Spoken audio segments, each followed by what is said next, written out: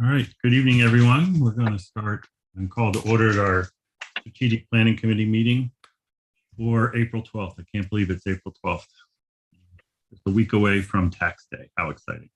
So we can go ahead and move forward. I hope everyone got a chance. I took a minute and reviewed the minutes from our last meeting in March. Were there any questions, comments, corrections, or additions that we needed?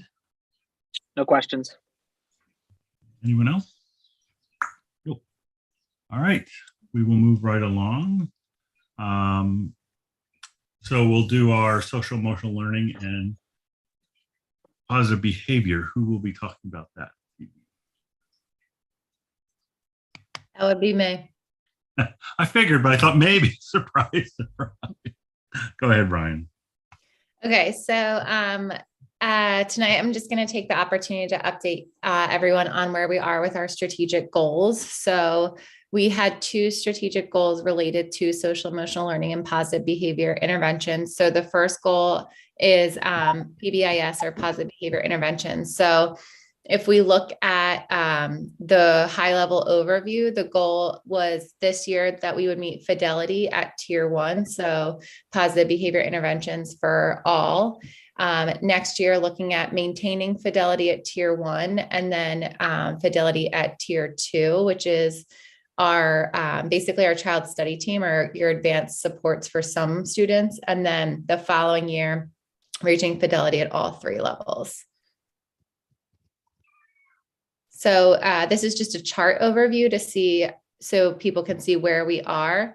So we did a baseline for tier 2, and to meet fidelity, you have to have 70% implementation. So we hit that at tier 1 for both ELC and state roads. So we'll be recognized at the Hershey conference next year, which is really exciting.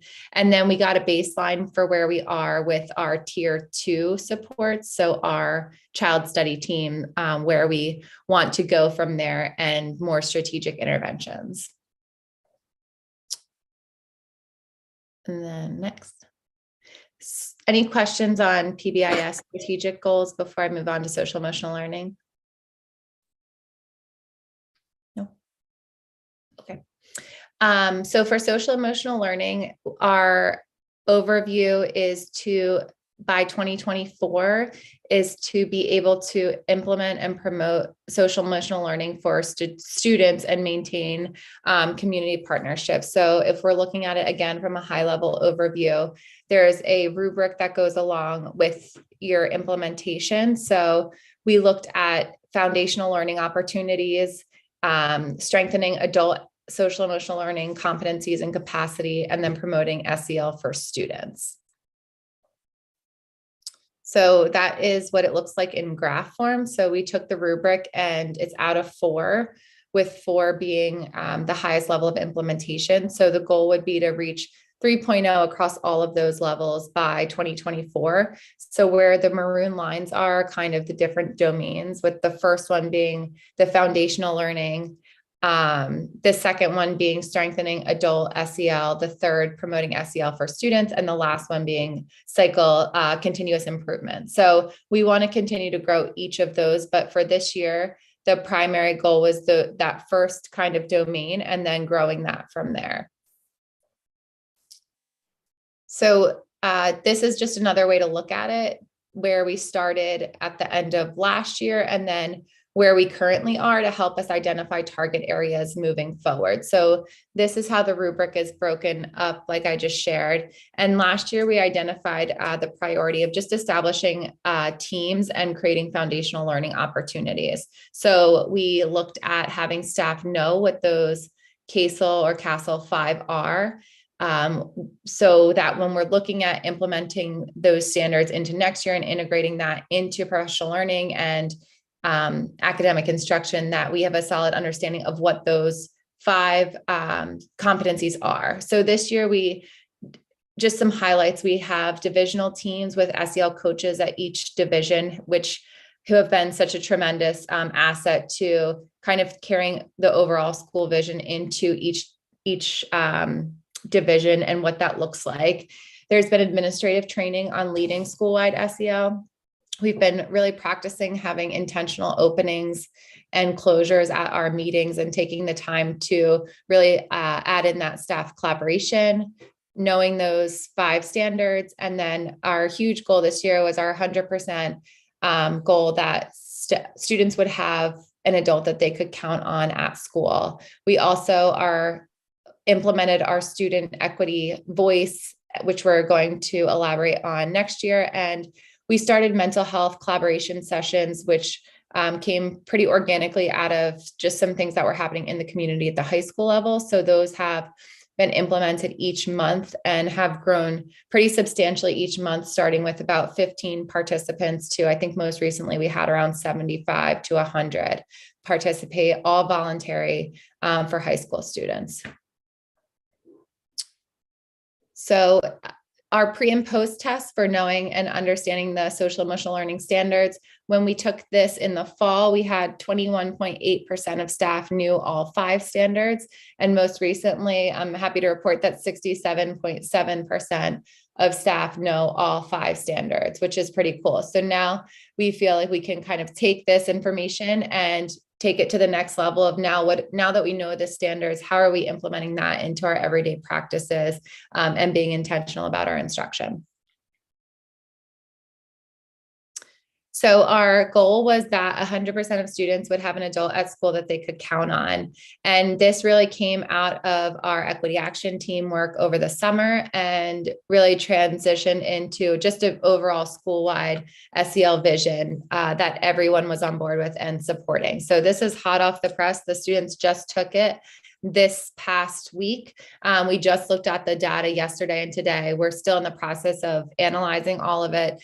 But this is the preliminary results. So we knew going into this that we were not going to get 100% of students, but to say that we were only going to have 95% of students or 80% of students have an adult at school that they could count on, it just felt like we would be doing a disservice to our students. And I think that if you look at the data, that a lot of grade levels have shown great improvement in these areas. So the next step with this is to, at our in-service planning meetings, which will be on Monday when we return from break, is to give the divisional grade levels an opportunity to really dive into this and make plans for next year. So some of the feedback that we talked about a little bit, which I was hoping to get feedback from this team on, is when we did this survey in the fall, some of the students reported that they want to keep their home life and their school life completely separate, that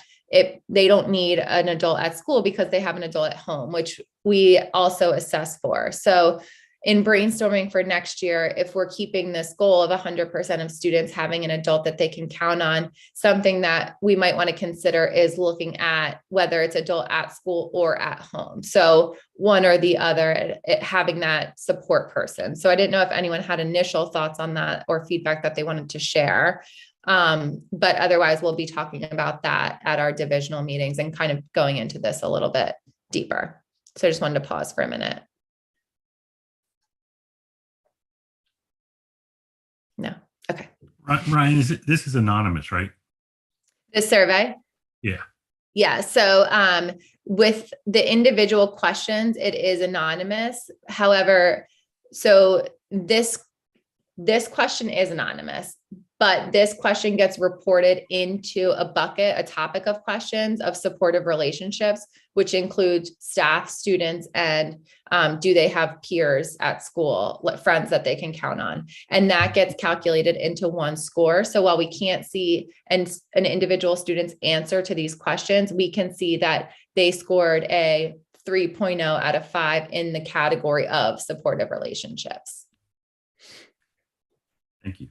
Mm-hmm. And you can go there. Any other questions on this initially? Okay. So our next steps, again, we're going to be utilizing that April 18th time to collaborate, review data, and gather additional feedback. Something that we're going to be bringing up and getting feedback from the staff on is we identified both two-way communication and continued professional learning as our SEL focus area. So we are potentially talking about using summer and getting some staff to work with us on really planning out that SEL instruction or that collaboration time, or how we're meeting that 100% goal into next year. So some ideas that were thrown out there was for K-6, really looking at whether we're doing a morning meeting or a designated time, and adjusting, just because we know that the schedule can be so tight. For 7 and 8, looking at potentially integrating into Wolfpack hour, and then 9 through 12, potentially integrating into our college and career readiness lessons. There's a lot of overlap between college and career readiness and the SEL standards. So kind of reevaluating and reassessing where the time that we have is, and how we can leverage that time to support that 100% goal, and support students in that way. So that's something that we're going to be utilizing the April 18th in-service to get feedback on. Bonnie, yes, it'll integrate into Wolfpack hour. Yeah, so seeing how we can utilize that time that we already have. And then professional learning to strengthen staff experiences. We had a lot of PD opportunities this year that I think staff really appreciated and enjoyed the flexibility and choice with. So we did one with Monica Genta, who did a rooted PD. I know the specialist did one on a responsive classroom. Our equity team is looking at doing restorative justice training. So giving staff the options to participate in things that they feel would be really aligned to where they are within their own professional growth, and kind of taking that and running with it and integrating it into their classrooms. And then for our tier 2, which aligns to PBIS, which is that goal, taking those, that plan of check-in, check-out, which is a tier 2 support, and say, how can we meet those 10% or so of students, or 5% of students who might not have an adult, or who the teachers are identifying, and formalize a tier 2 system to meet the needs of those students. So those are the general thoughts for next year, and looking forward to the in-service to kind of get feedback and brainstorm further and collaborate with the staff on how we can achieve some of these things. And that's a wrap on my stuff. Any questions for Ryan? Or anybody that's on her team want to chime in?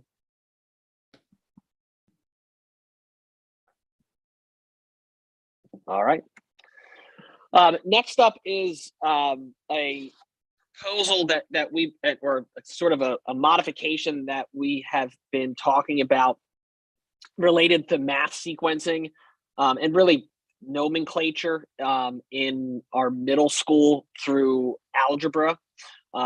This is something that Ms. Tremmel had been working on with some feedback from the math department. I know Ms. Connor's here, so you are free to jump in and provide any feedback or justification on some of this if you'd like, as you teach a couple of these classes.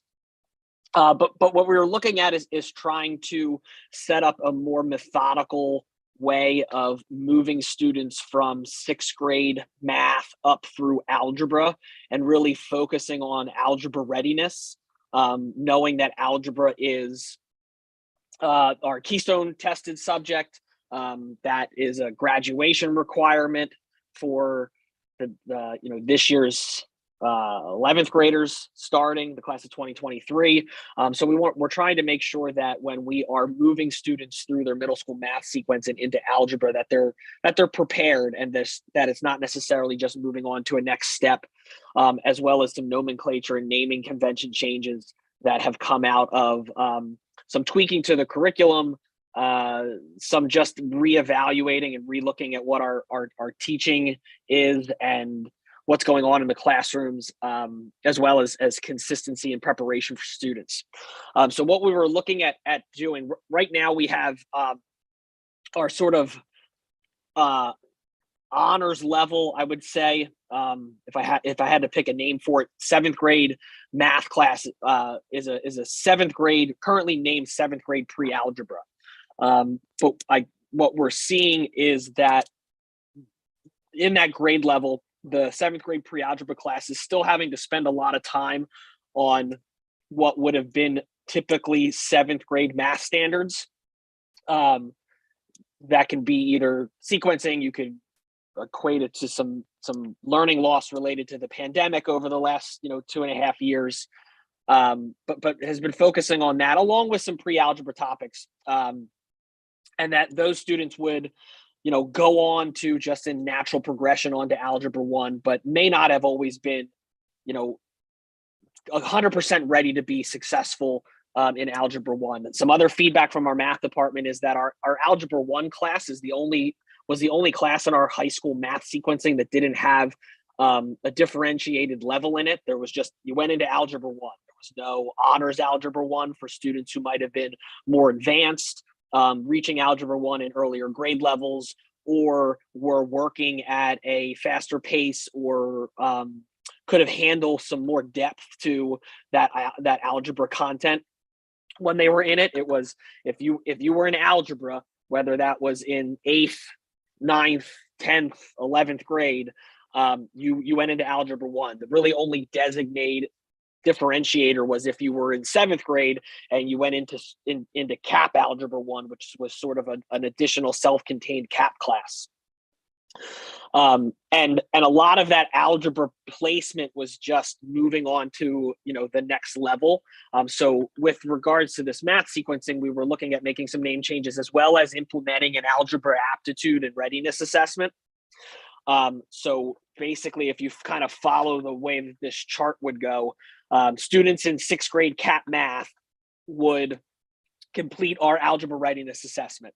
And if they sort of meet the requirement, which we sort of were modeling off of the Iowa algebra aptitude assessment, then those students from 6th grade would go into an honors Algebra 1 section. So we would kind of drop the CAP designation off and replace CAP with honors. That matches our high school naming conventions and our middle school our high school naming conventions for mathematics a little bit more closely. Our 7th grade pre-algebra class would be renamed 7th grade enriched math. So they would still get 7th grade standards. They would still get some pre-algebra content. And then at the end of 7th grade enriched math, those students would also take the algebra readiness assessment. And if they met the requirements set forth, they could also then go into the honors Algebra 1 section. So now you could potentially have a mix of both 7th and 8th grade students who met specific requirements in an honors algebra class. Students who were in the 7th grade enriched math who may not have met the honors algebra requirement at the end of 7th grade would then continue in that enriched naming convention pathway into a new class that we haven't had before, which was 8th grade enriched math. That's one, and we have a group of 7th graders who are coming out of 7th grade who may not necessarily be quite ready for algebra and the high stakes assessment that's associated with it, but are not necessarily, are a little bit above maybe their grade, their 8th grade math peers. So we kind of set an additional course section within the middle sort of there. And then moving out of it 8th grade enriched math, they would also complete the algebra readiness assessment. And then if they met a specific percentile ranking, they could also either go into honors Algebra 1 as a 9th grader, or they would go on to a regular Algebra 1 section as a 9th grader. So that honors Algebra 1 section could contain students in 7th, 8th, or 9th grade all having to meet a specific percentile and cut score ranking, or they would progress through to a normal Algebra 1 sequence. So this is sort of, and it's similar to what we do now. Like right now, our 7th grade math students who are in Algebra 1 are predominantly grouped with additional 8th graders, but those 8th graders are in that same section that's really just based on scheduling preferences and when it fits into their schedule, and not necessarily any type of assessment measures or methodology to the placement of those students in that particular class section. It just because it fits.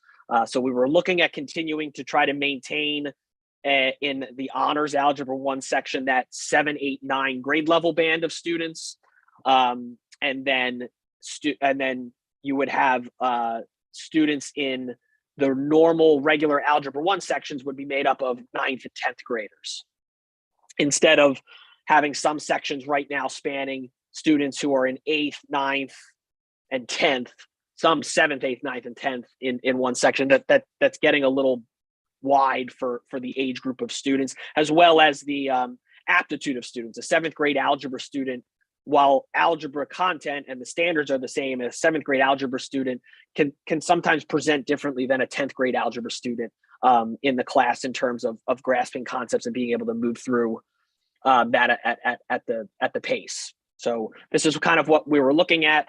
We're finished building the algebra aptitude assessment, and our next step is our math teachers are going to be looking at it, and then looking to administer it to our 6th grade CAP math, and some of our 7th and 8th grade students here at the end of the year, and sort of utilize that as our baseline.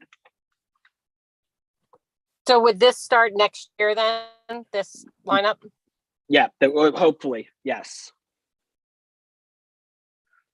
Then again, it's not too different. It's adding in an honors math section, and then just some renaming of things, as well as adding in sort of that measure beyond just teacher recommendation grade levels and historical PSSA grades, something that's a little bit more aligned to algebra aptitude as opposed to an algebra pretest.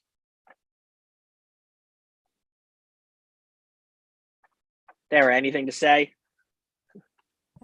You did a pretty thorough job explaining it. I would say, I mean, this has the full support of the math department. This is something that's been on our radar for quite some time. So we are thrilled to finally see it come to fruition. I know this is a little, not really off topic, but a little bit. Would there ever be a way to tie this in with like an honors chemistry versus CP chemistry, if they were in one of these honors algebra 1 classes for that matter, or like a certain grade in the regular? Yeah, I think once that class section ends up going, so if the honors algebra 1 section goes in to the schedule for next year, and this is what we end up implementing in terms of 8th grade enriched math and some of the changing of naming conventions, anything that was utilizing math as a prerequisite, we would need to go back and look at, okay, what does that shift our prerequisites in our CP, or what algebra the grade requirement out of algebra would be, since you're sort of skimming some of those students and putting them into honors algebra now. So we would have to look at that. I know that is something that would be for either CP or honors chemistry, as well as physics starts and looks at algebra too. So it would really apply to chemistry. So in a nutshell, yes, we'd go back to CP Chem, Honors Chem, and look at what those prerequisite grades were in what classes, and if those needed to shift going into the 23-24 school year.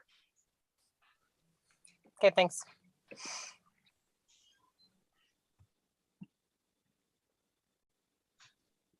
No other questions? All right. Next up, spending money. I like spending other people's money. Thanks. All right. So I just wanted to take a couple of minutes. I know either last strategic planning or the one before, I kind of gave you an update of where we were with all things ESSER and title funding. So I just want to take a few minutes today because we do have a couple of titles that, based on recent conversations, we have additional funds that need to be spent for this school year. So one of which is Title I, which is improving academic achievement. So you can see in the columns here what we originally intended to spend federal money on, any changes we have made since our initial planning around this time last year.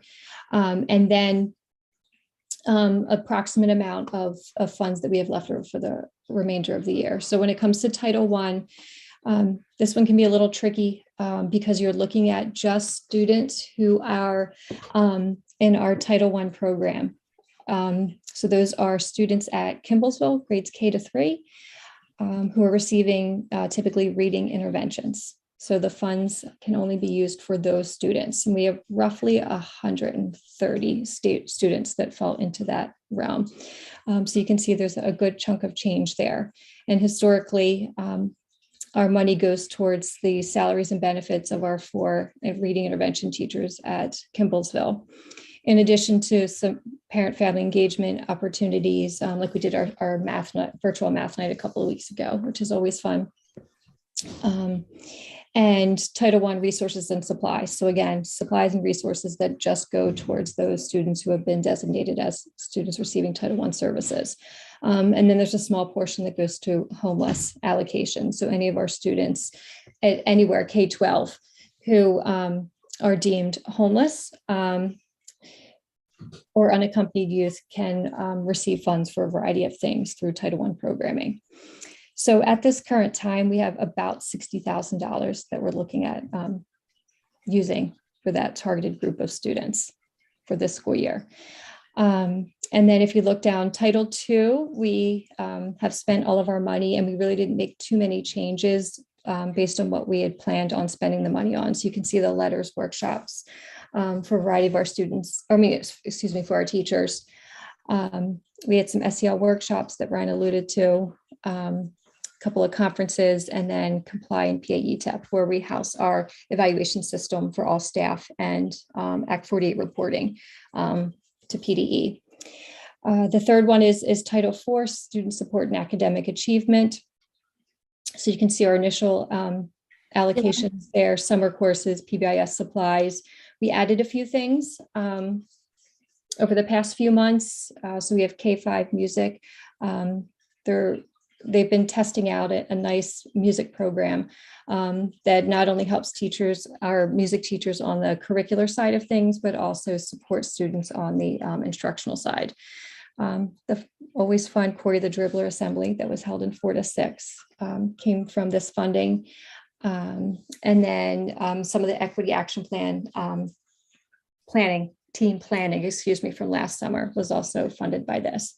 So we have roughly $9,000 to spend in those 2 areas. So what I was hoping to do, Brian, if you're able to, would you be able to put us into breakout rooms for just a few minutes?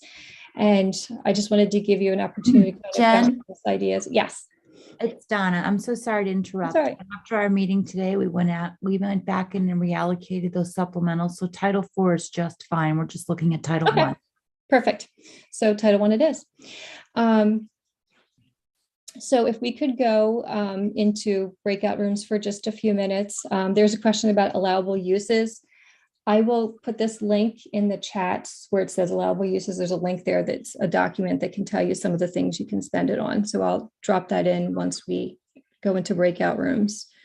So really just looking for your input and any sort of ideas or suggestions we could use this bulk of money towards our Title I students. Jen, Yep. did that account for all the updates? You still have an additional 60,000 after spending money on those updated things? Yep. Okay. Yep. The things we talked about. Yeah. Like the summer reading bags and yep. Mhm. Okay. Yep.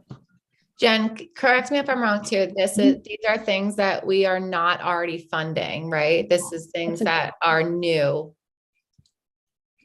Yes. That's Okay. a great distinction. So there's something called supplement supplant when it comes to federal funds. So you can't allocate or you spend federal money on things that you've already spent money on in the previous school year from another funding source, such as the general budget or another federal program.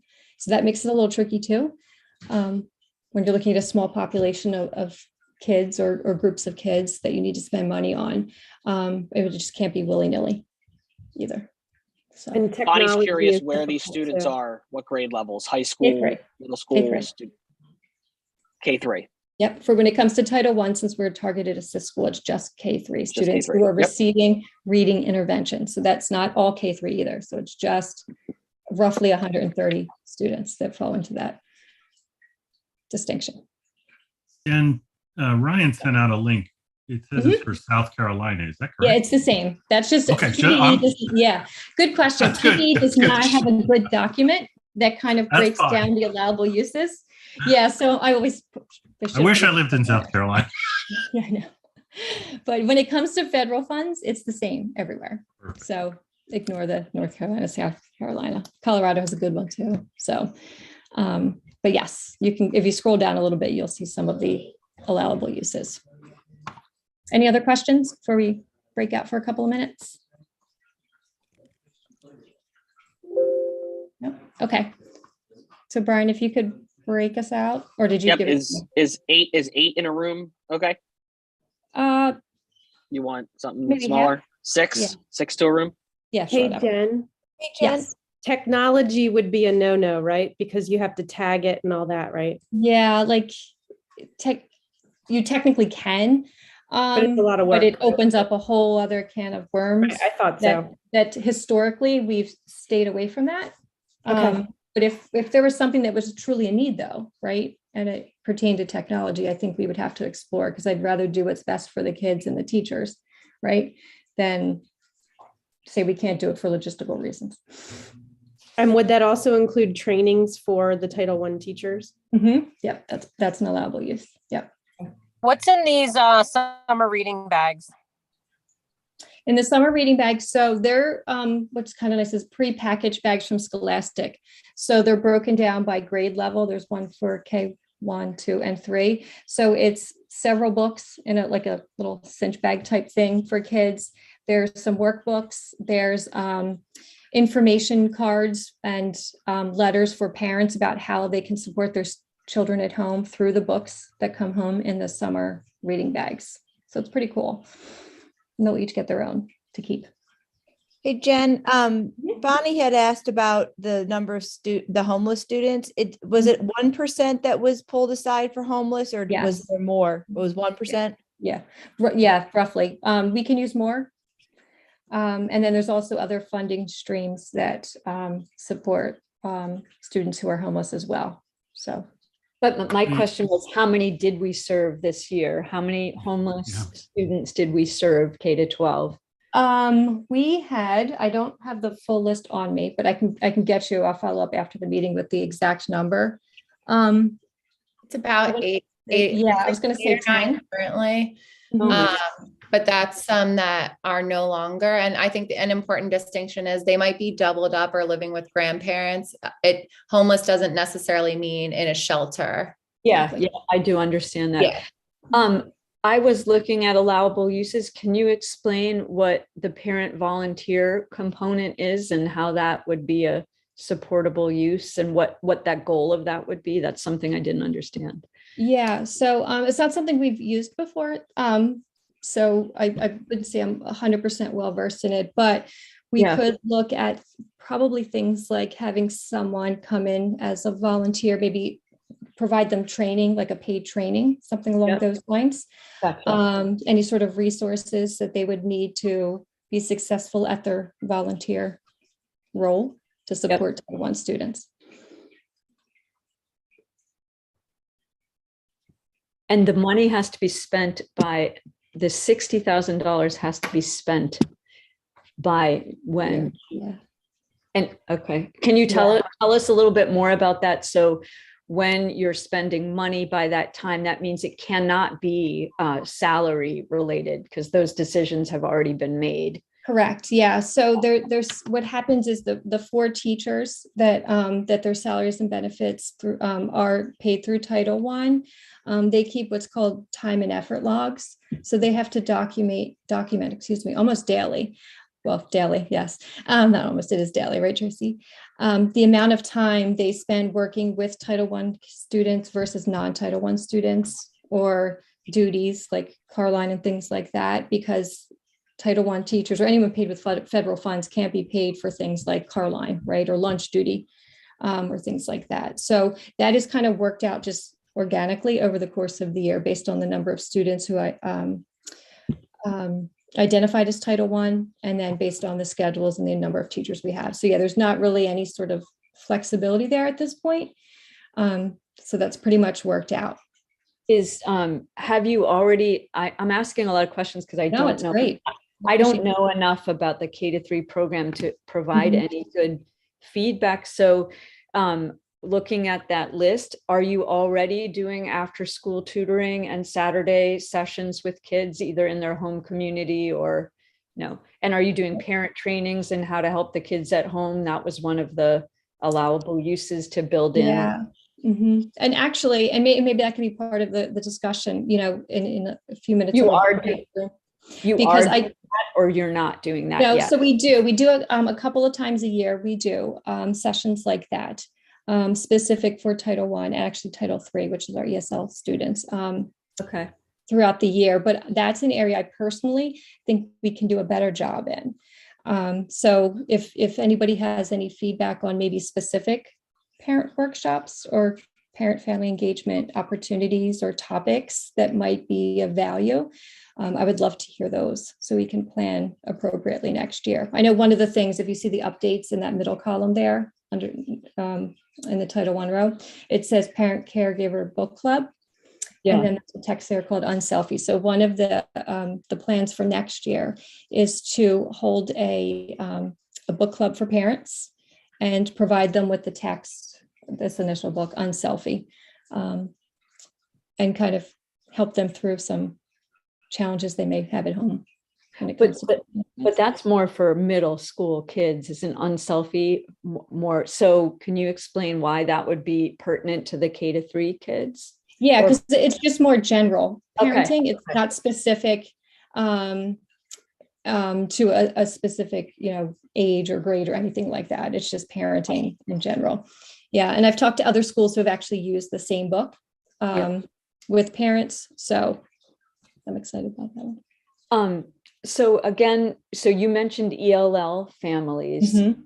So they happen to be in Title I, or are they automatically in Title I? They can be. They can be. What percentage would you say is ELL? Very small. Probably 2-3 kids out of the 130. We have a small population anyway of L students. So yeah, K2 at this point, we're the ones that are also in K3, excuse me, ELL and also Title I is very small. Okay. Do you have any feelings for the money, Jen? You know it best. Like before we talk about it in small groups, what are the needs that you see that are the most important? Because that document is long. Yeah. I do think parent family engagement, like I said, is a huge one. So like I said, any sort of topics, or even maybe people have attended ones at other schools, like workshops, or even sort of formats, like we've talked about, almost like a make and take, which is, something teachers participate in, but do that for parents. So that's where my mind goes, but that's also a lot of money, right, in the next couple months to spend. So, Jen, would it be helpful, and I don't know, this is up to the group, to actually bring up that allowable and just go through it real quick of what you've done absolutely. and what we actually, because it is a long list, and I think it would So, be beneficial to see that. Sure. Yeah. My mind on family engagement goes, of course, to things I'm involved with because they're forefront of my mind. But like with EAT, one of the long-term goals is to have more family involvement. And I can see building that from the beginning for any students from more at risk would be really powerful. And I don't know if a possibility would be to so one thing we know is that we don't have enough families involved with some of the work that we're doing, and there might be some fears involved with getting involved with the school. But if we could do focus groups with some families, that might be a way to learn more about what our families need. Like rather than put a topic out, could we spend money to have trained people understand? I mean, trained or not, like I would love to have conversations with families and what they want to see in school for their kids and what we're not doing for them and how it can be a more hospitable place for them to be. Because they're not going to be the ones volunteering if they're struggling to connect. No, I think that's a really good point, Bonnie, because it's hard to get feedback sometimes from families.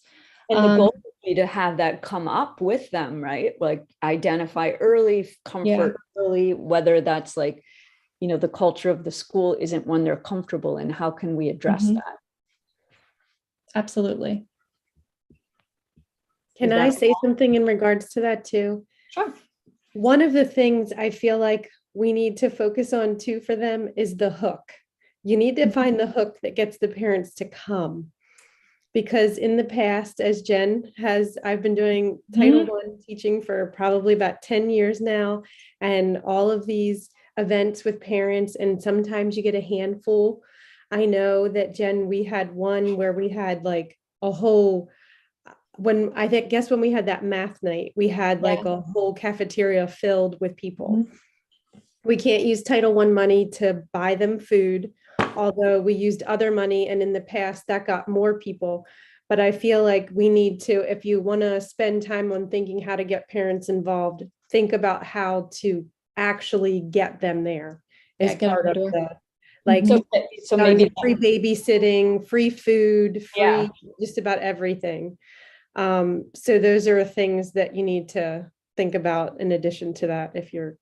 Are there models that you, that as you've been doing it for so long, are there models where schools do this effectively, where we could kind of do a quick study of like, what is it that because it's not often, I imagine, that we have $60,000 to suddenly like do something big.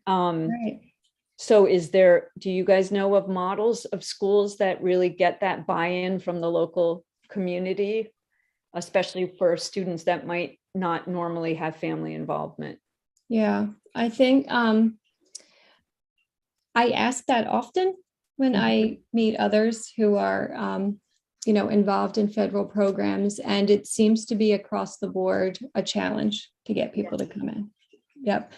And we've tried everything, like, we've done Zoom, we've done in person, we've done it local library, we've done babysitting, food, different topics, having interpreters there for our non-English speaking families. And for the most part, participation is very small. And when I say small, I mean like five parents would be on the higher end of participation. So it can be frustrating sometimes, but that doesn't mean we're not going to stop trying. And Tracy's absolutely right. We have to find that thing that will get families in the door. There was one night, and Tracy, maybe you would remember, maybe it was that math night, where we held the event right before like a larger school event. I forget if it was a curriculum night or something along those lines, but like an hour and a half before, we provided dinner, pizza, not with federal funds, but with general funds. And families came, and we did our, piece of our workshop. So that was, I think, helpful because parents are already coming out to the school for something else. And it wasn't just that standalone event. They were coming and participating in multiple things. So can you see the document? I have two screens, so I'm just making sure. Can you see the allowable uses? Yeah, okay. So real quick, this is district, or in our case, school set aside. So there's things like summer, preschool doesn't pertain too much, professional development, things like that we can use. Professional development that's specific to for Title I interventionist teachers that Kimballsville can be used. Student incentives. So I guess if we were putting together some sort of like reading challenge or something like that, there could be incentives we put in place for that. As you can see, cash and gift cards are frowned down upon. Some schools have parent involvement coordinators. They bring in outside trainings for parents.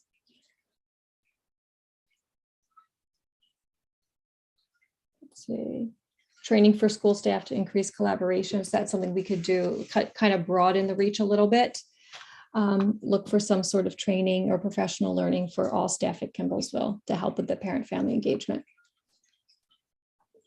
If you're curious as to what you can spend the homeless set-aside money on in Title I, this is it right here.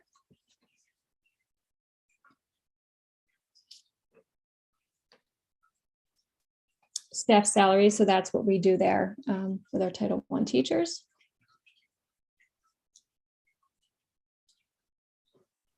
Hey, Jen, are you able to do percentages of a purchase? So like if you were to purchase something for K-3 and it cost X amount of dollars and, you know, a percent of that purchase is utilizes federal funding, that's the same percentage of what our Title I students are. You know what I mean? Like, yeah, if you bought, you're mixing it, right? You're mixing like a percent of this purchase is funded through general fund and a percentage of it is funded through Title I, and it's equal to the number of students who are Title I students who are receiving this. Because I think what's hard is you're trying to like spend a bunch of money, right, on a small group of kids. But if there was like if there's a whole Kimblesville based program that we were thinking of doing, but then allocated a percentage of it to be title based funding.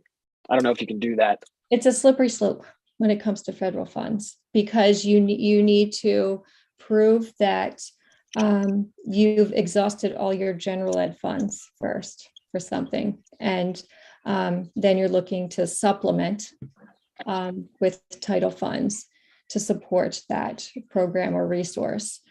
And if we get monitored, we have to show that it's being used with this population of students. So I'm sure there's ways around it. I just don't know how comfortable I'd feel.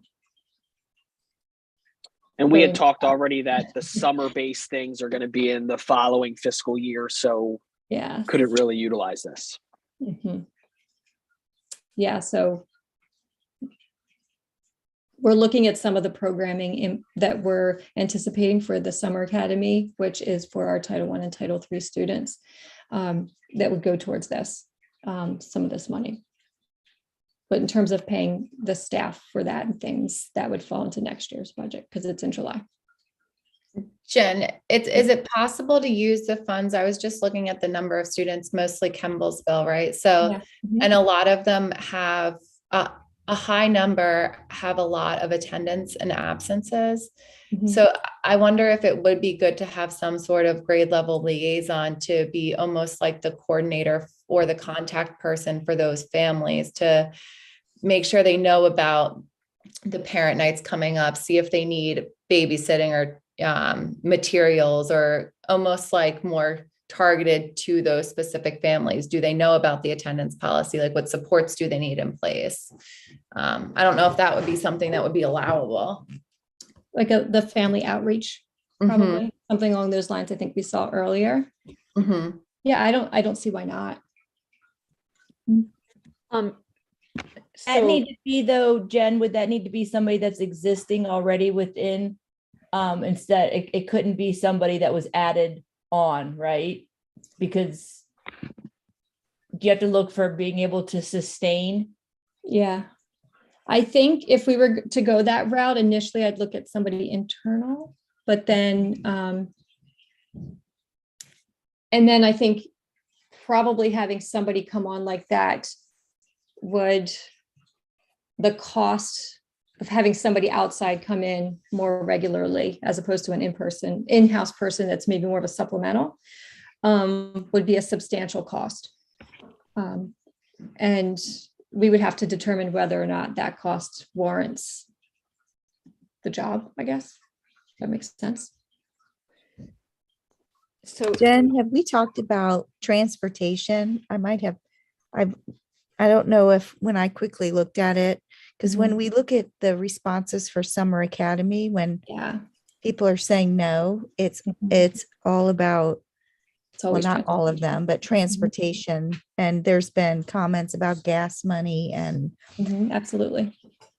Is this money able to go towards that?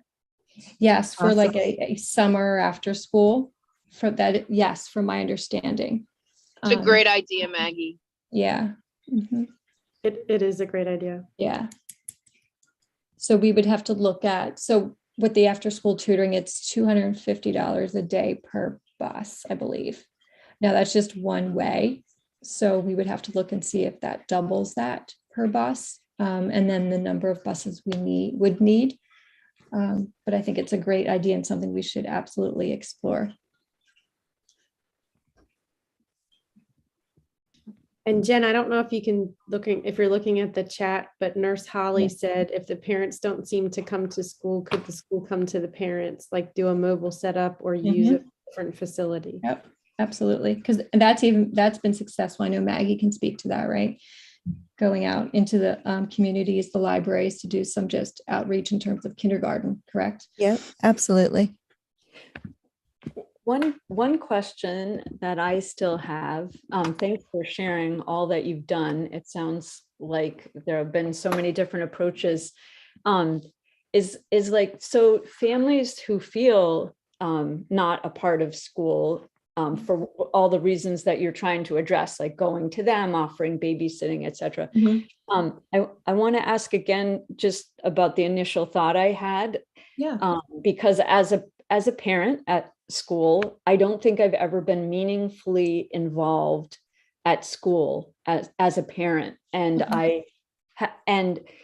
and from just what I've read and learned about, learning more about equity, is that those parents, we would like to reach them too at all levels, like unless they feel part of the school, right? They continue to feel marginalized. And there's so many reasons why they don't feel part of the school, including past experiences that they may have had, cultural differences in some cases. So is there a way to maybe initiate, and that sounds like a huge undertaking, and I'm not at all knowledgeable enough as you all are to, but is there a way to kind of break through that almost as a whole school? I think that's a goal we need to have.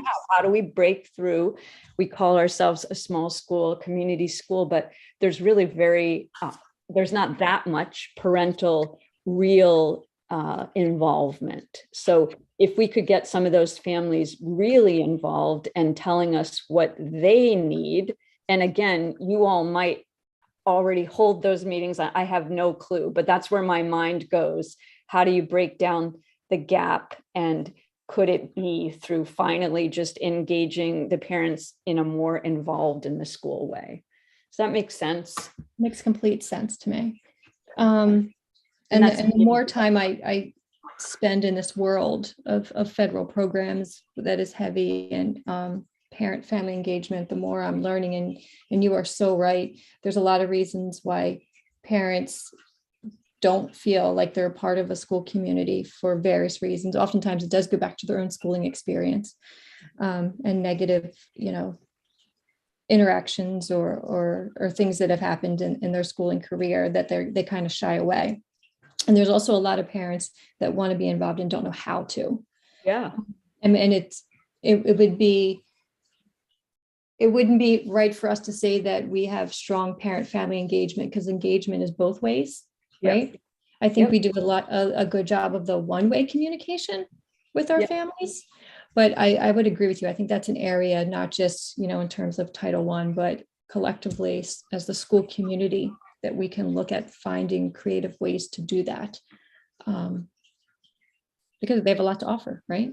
They're kids, they're babies. They have a unique approach and a special approach that know a lot about their kids that we'll never know, right? And could be huge for us in understanding their children. Jen, one of the things I saw done before that was successful was it was called Coffee and Conversations, but we had our ELL teacher, basically she had like a sub for the day, and she would do once a month, I think it was like half a day, but she would meet with parents, and it was kind of like on their turf. So she would go out into the community and just sort of have those conversations with them about, what are the barriers that they feel that prevents them from coming into the school. Now she was able to translate herself, so that really did help. Yeah. But it really did, it brought the information to them, and it was very personalized. But it wasn't just in the evenings, because I feel like often when it comes to parent events, we're always focusing on the evening time. And I mean, obviously parents do work, some of them, but some of them, it is easier for them during the school day. So maybe even just looking at, can we offer, different events targeted to different populations, different times of the day, and within their own communities. I love that. I just think it helped us sometimes understand what's preventing them from coming. And for many families, sometimes it was just the language barrier. It was just, they didn't understand all the information that was coming at them. And when it was sort of like small, more intimate conversations, it allowed them to feel more comfortable coming to those events when they were held. So it was more informal, right? Just kind of get together and chat about things that are happening, so that we as a school entity have a better understanding of where families are and what's on their minds and what's important to them. And then you can take that information back to your school and then. And it was always like making sure we had like definitely some targeted things that we wanted to make sure we were inviting them to. And giving them sort of that bigger picture of why it might be important. But it was pretty successful in getting some families, engaged in school with their students a little bit more. I like that. Thank you for sharing. Yeah. I love that, Jerry. And this is Kelly Eshelman. A couple things. I was wondering, along with that, maybe we use that as a space to, like, if some families aren't tech savvy, we push a lot of publications out on email. The app is amazing. But maybe, some people, need help kind of getting that on their phones and really seeing the value in it. So maybe perhaps as part of that, coffee and conversations, that could be, a help there too. If anyone needs it, we can walk you through that.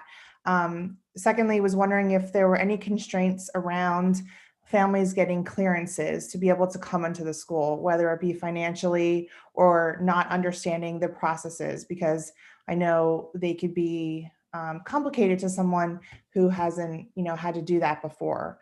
So I don't know if it was a financial thing. Certainly, perhaps we could, have the funds available to that. And then if we had a person to help, walk through how to obtain those clearances, because maybe that's a hindrance and that's an easy fix, No, I think that's a great suggestion, because I know even when I have to redo my fingerprinting clearances every whatever many years it is, I'm like, how do we do this again? Yes. I ask 50 questions, right?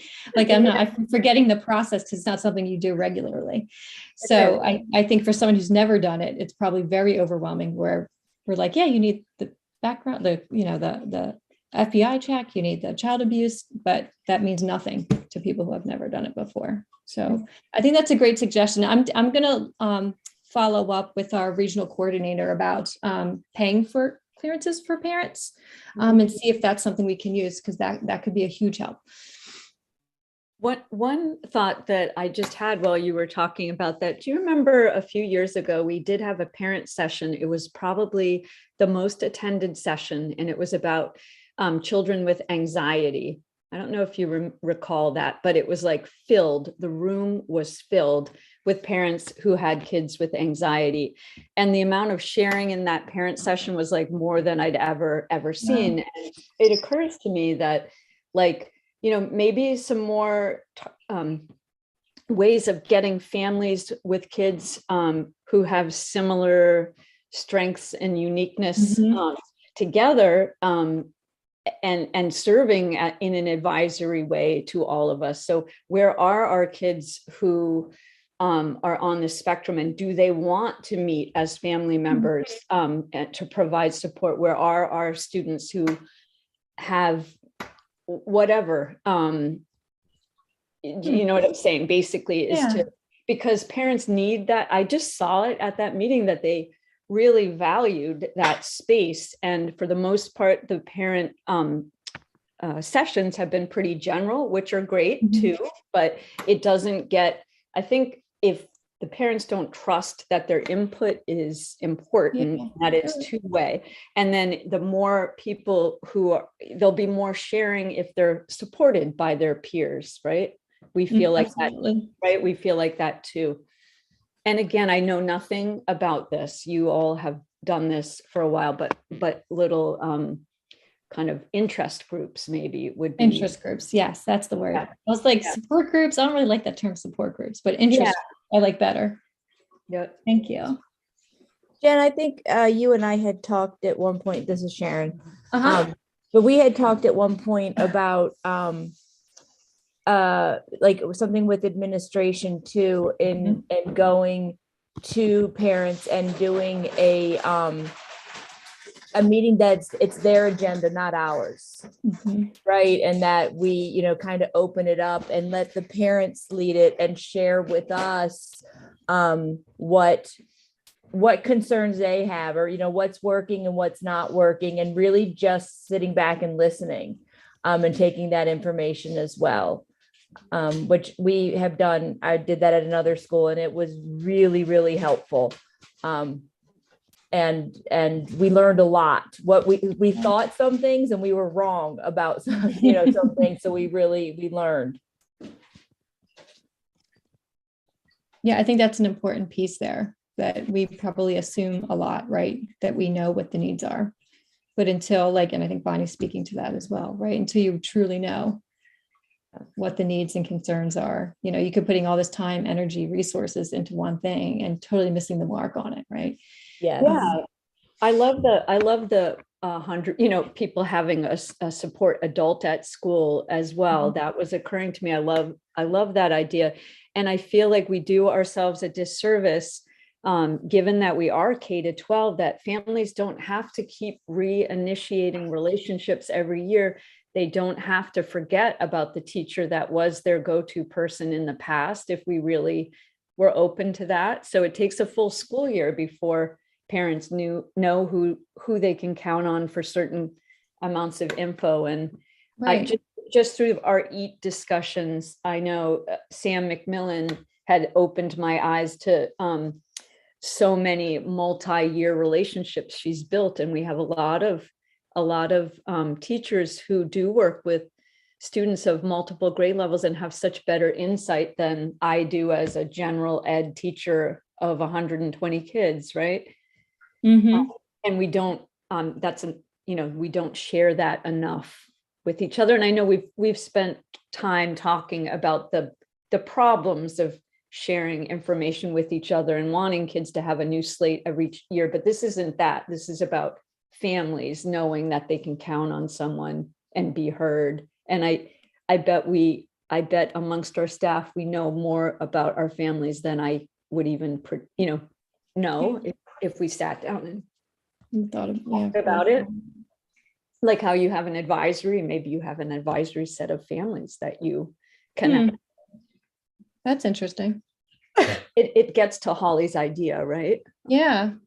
And Holly knows everyone, I'm sure, and does. Is that support for everyone, but she probably needs an easier load, right? Yeah, we could lighten her load a little bit, maybe. Exactly. I just put up the chat real quick because I missed a bunch. The PTO did parent mentors one year, I feel like. Did they? Yeah. That might not be a bad, I don't know if you can compensate family liaisons that way that are geographic based. Right, because that's a unique challenge too, right? I think we have to work harder to build a community because we have people coming from so many different communities to our school.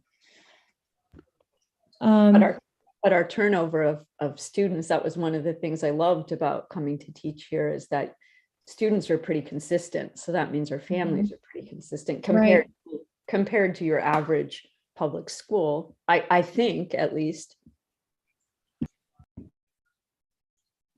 Is there It's almost like a wolf pack for adults? Yeah, wolf pack for adults. Yeah, I like it. Real quick with the chat, Thank you, Ryan. She pulled up the data for me real quick. There are 4 Title I and ELL students or Title III students. Mr. Ahern said, have babysitting, parent-child night for these programs. Heather mentioned offering summer sessions. Would that be a way to get more people involved when it's maybe less hectic than the school year? Megan mentioned some preventative attendance issue programming out there. Megan, if you have any leads on that and want to email me or chat with me sometime, I'd love to hear what those are. Nurse Holly talking about the mobile setup or going to them. Mr. Ahern, I think this is a great point, right? And this speaks to like our perception and view of parent engagement versus parents. Maybe he said, I agree with having programs that are more about sharing and supporting versus presentations.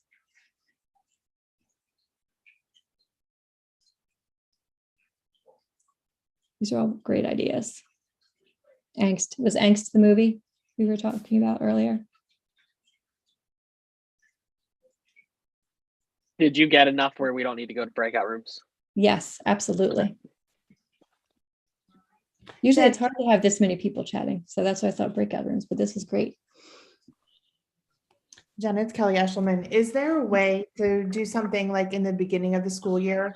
Almost like I know we do meet the teacher back to school with the kids. Is there something, more robust we could do with the parents to try and I forget who it was, to get the hook or to find out if we could get a hook somewhere in there and, or more of an interactive expectations. And I don't know.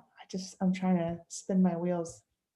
Yeah, I know we've talked, and I think Brian and I had some conversations about this pre-COVID about like a new family or new parent onboarding or orientation that could really, once we, have a good handle in the summer months of who's new to our school, kind of bring them in one day for a few hours and they can get to meet staff.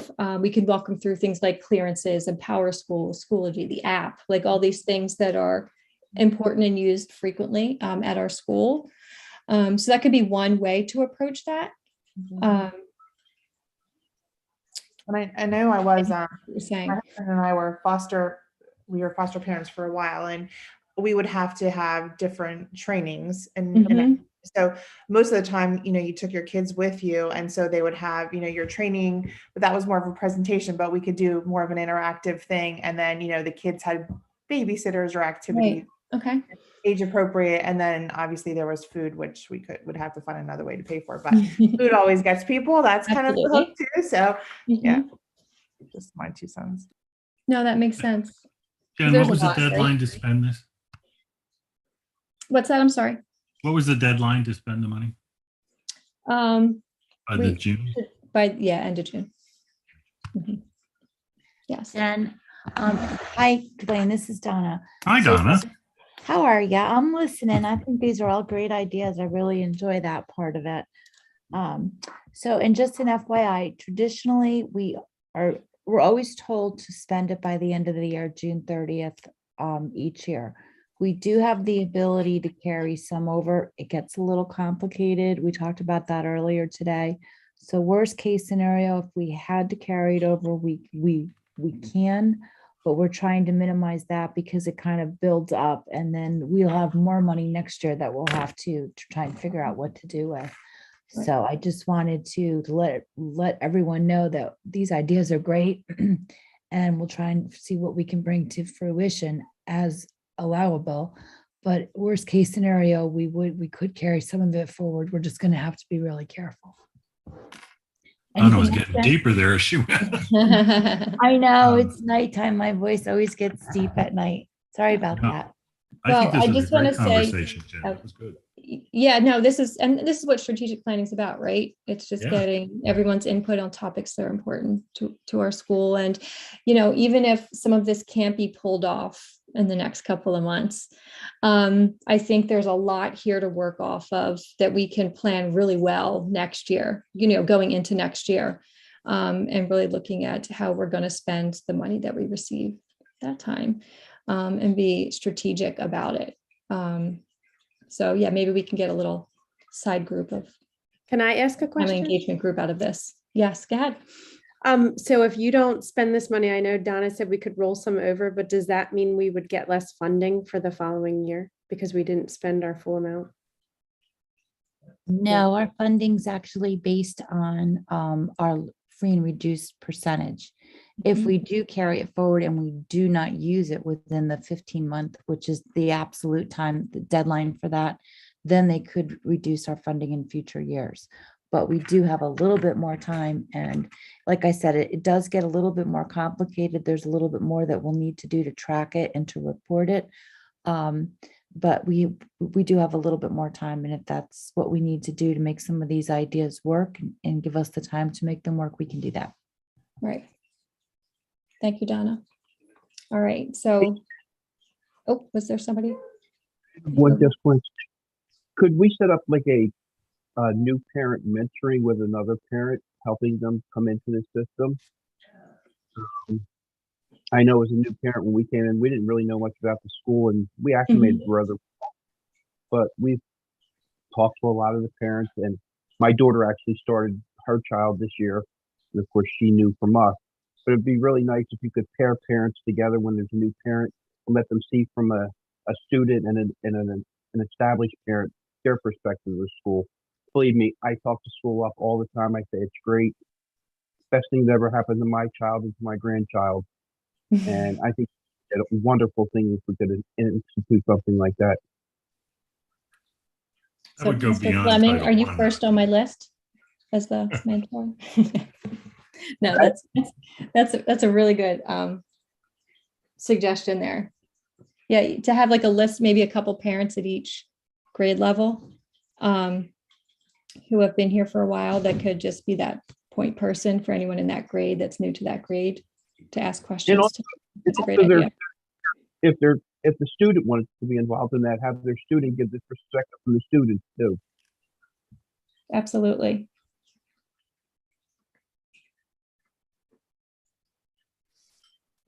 I think the hardest thing about this is that you never know what the money's going to be.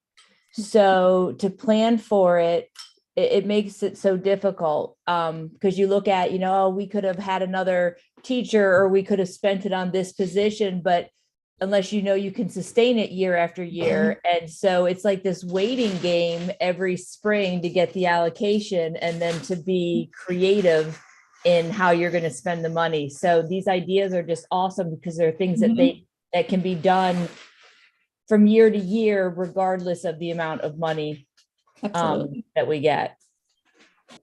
Yeah, because a lot of this doesn't cost money, right? There's a time piece, right? And a human capital piece to it, but not necessarily money. So I agree with you. Makes it tricky, but these are phenomenal ideas. So I thank everybody for sharing. And if you think of anything else, let me know. Add it on. Jen, are you going to come back with a list of what you decide in the next month or two? Absolutely. Oh, that's great. Excellent. Yeah. So last agenda item, just so that we can wrap up. Coming up to the board is a calendar revision proposal. Last board meeting, the scheduling consultant contract with ISM was approved. They're going to be coming out in November to be evaluating the school as well as a bunch of pre-work before their site visit.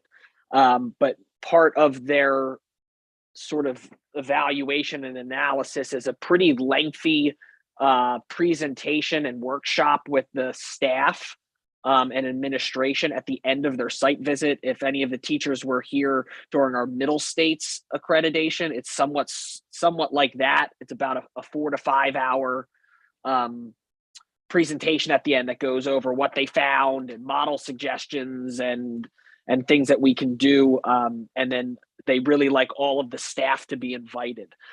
So to be able to facilitate that for our state road staff, particularly our middle school and high school students, we were looking to add an additional half day of in-service in November and on November 18th, because they are scheduled to come that week. And November 18th would be the time that they would be looking at pulling a lot of our staff. And we wanted to make sure that we gave all of our staff the opportunity to attend that sort of long presentation and workshop. So we were looking at adding an additional half day in November.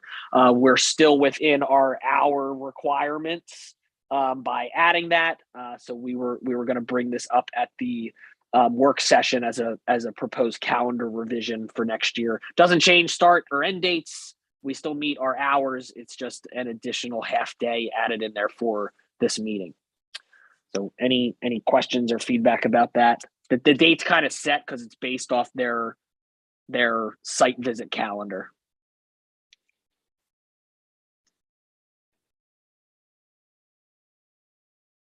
All right. Then that is it for the agenda tonight. Dwayne, do you have anything else to add before, I guess, closing?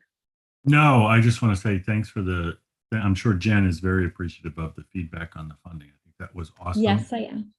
It was a great discussion. And if you come up with more ideas, because you guys are the brains behind this outfit, send them to Jen. She's got it. She'll take care of it. And other than that, we have our next meeting. What's the date, Brian? I'm pulling it up. Make sure we got the right date. Looks like the 10th of May. Is that correct? Yep, May 10th. All right, everyone, enjoy. Happy Easter, and we will see everyone on May 10th. Take care. Have a great night, everybody. Thank you.